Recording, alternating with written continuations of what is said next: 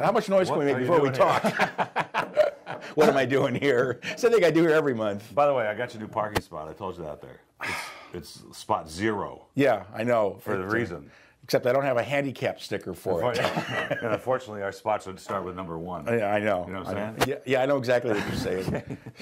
Hey, this is the Classic Series for February 2012. February 2012. My birthday's coming up. What are you getting me? What day is it? The Ides of March. Oh, March. Sandra's birthday is the 22nd of February. What are you getting me? Wait a minute. Sandra's birthday is the 22nd of February. You gonna do that red first? Well, I'm gonna go according to what that says over there. Is that okay? Okay. This is the working girl. Yes, I know. I kind of wondered about this title. Well, I'm gonna rinse this glass first because there's. Who knows where it's been? Well, you know what? This is wines out of Washington, which I really liked all the brands that she carried. And she made this available. It took a little while because she wasn't willing to negotiate with us to put it in there because it sells for $15 at the winery. But I like the leanness of the Merlot in this wine because it's Columbia Valley. Right. Kind of gripping in the acid. Well, that's one of the beauties of Washington State is they don't have to add acid because they get good acidity, and wines need acidity so that they can last first of all, and it's kind of a bacteria inhibitor. Do you when you get that Cabernet Franc at the end? Do you subscribe to the fact that they think because they're on the same latitude as Bordeaux that the Bordeaux varietals do good there? Well, that's part of it. Yeah, I mean, it does. That makes sense, and for one reason and one reason only. Not to get into a big discussion about it, but everybody thinks that you ripen grapes through heat. You don't. You ripen grapes through light. It's photosynthesis.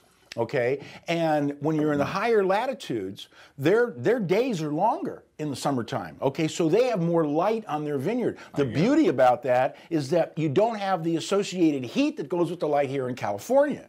You know, like the Napa Valley and Sonoma, because what happens is when it gets hot, the sugar levels spike up and the acids go down. It's a direct correlation. Sugar up, acid down, period. And that's why those hot weather wines like the Sierra in the foothills, you got to be really careful. You've got to be very, very careful. Now, there's ways to ameliorate that by training the leaves over the grapes so that the sun filters through it so it doesn't get direct sunlight, but that takes a lot of time and it costs a lot of money. These guys get it naturally. I want to keep drinking this because it's got a wonderful leanness about it, but you get that sort of Merlot fruit, and you get that Cabernet fruit. You get that nice little cranberry Cabernet Franc. This is a terrific wine. It's a wine, though, you really have to have with food. It's a food wine for sure. Why it's called Working Girl, and the picture on the cover really, and this label really doesn't suggest a working girl, unless you're talking about working, like kind of working you're talking about. And it's called Go Girl Red.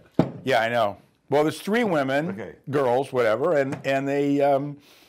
I don't know. They probably had too much of their own wine to drink and then came up with this name. Sometimes packaging is really not indicative of what's there. In fact, yesterday I got a wine, a Napa Valley Cab.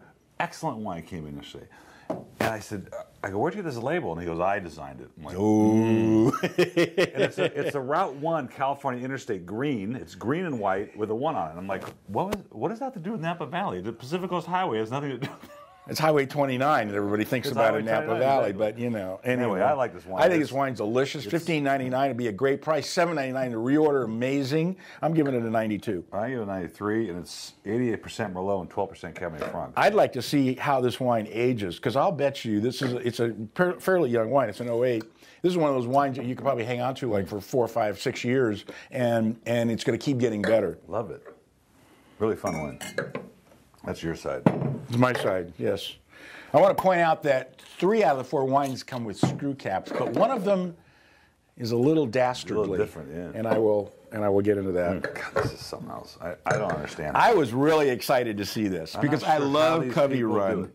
I think this guy. I remember Covey Run when your dad owned the store 40-something years ago, and these wines are just delicious. Well, they are so good. This gives testimony to a whole bunch of things. One is the structure of Riesling, because it can last forever. Because this is an 08. The character of Riesling, which is I know you love anyway, and then it's back to Washington State with some really gripping, fruit-forward Riesling. And again, Washington State. Tremendous acidity for that same reason. The grapes, see, the beauty about it is when the grapes sit on the vine, they're constantly pulling up nutrients from the soil through the root system. And so the longer it stays on the vine, the more flavor you're going to extract from those roots, because that's what gives grapes its flavor. But the problem is in California, by the time the heat kicks in, it gets so damn hot, they got to pull them where they're going to pick raisins. You know, one of the funny things, the business of the wine business is they made a ton of this stuff. Why they made so much, I don't know. What, so, Cubby Run? Yeah. Well, they've been around a long time. This '08 Riesling. It's beautiful. They have absolutely thousands of cases of it. And the beauty for us is, it comes to us, it's nicely aged, it shows us all about Riesling, but they can't put the 2008 back on the shelf when the 2010's out there. Yeah. So they got to find a way to move the wine at a price so that we can afford to sell it to you for $6.99 on a reorder. Unbelievable. Sells for $14 in the wine. The beauty is this wine is going to last another 10 years. Exactly. You go back to this wine in 10 years and it's going to change, but it's still going to be exciting and enticing, and it's going to have that nerviness that it has. That's a 95. I was just going to say it's a 95 it really easy. Is. It's just a great bottle of wine. $6.99. It's a joke. It's a joke. It's a joke. You know, you don't buy wines for that. For $6.99. You can't do that unless you join the club. All right, now here's the one of yours. The Mummy? Well, this is a screw cap. This is a gap. You know how long it took me to figure out that after I'm trying to take off the foil? Come on. I'm serious.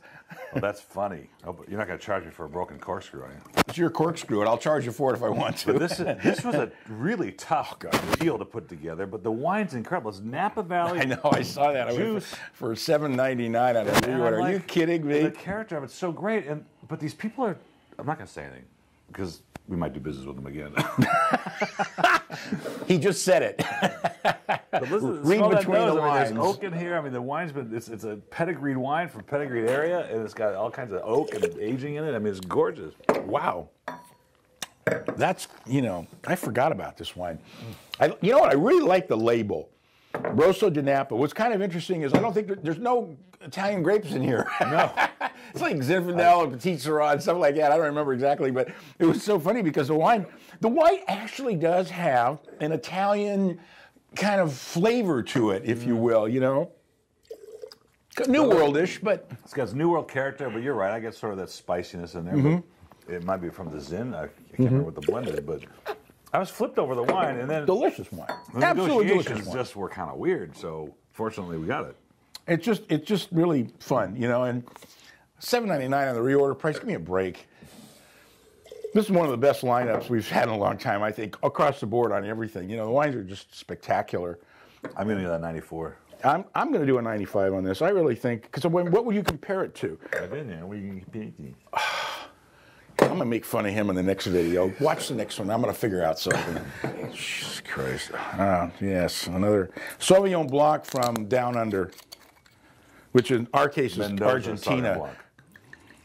Mendoza Sauvignon Blanc, which, Sauvignon Blanc really is the white wine from Chile. Torrontés is the white wine from Argentina. And so now they're each kind of going after each other's market. I tasted Torrontés from Chile yesterday. Yeah, no, it was really good, right? but... So this is a wonderful Sauvignon Blanc that came to me many, many times, and I just haven't been able to fit it in. It finally got in. I love the melon in the nose of that. It's really big. Sauvignon Blanc is a tremendous grape. It has all kinds of different flavors in it, and it picks up the soil that it's grown in as well, if not better, than almost any other grape. This is totally different from California, from Chile, from the stuff we were getting from the Loire, and yet it's delicious. It's really good. I get cantaloupe. I get a little bit of lime citrus in there. Exactly. The cantaloupe is a very good call. And that's one of the beauties, like I said, of Sauvignon Blanc. It's so complex in the way it can express itself depending on where it's grown. Excellent. Really good. That's a 94 for me. $6.99 on the reorder. I'm doing this a 94. I'll do a 94 too. $14.99 on the shelf. That is the lineup for the class series of February 2012. And don't make fun of Ed because he doesn't like it. Everybody makes fun of Ed.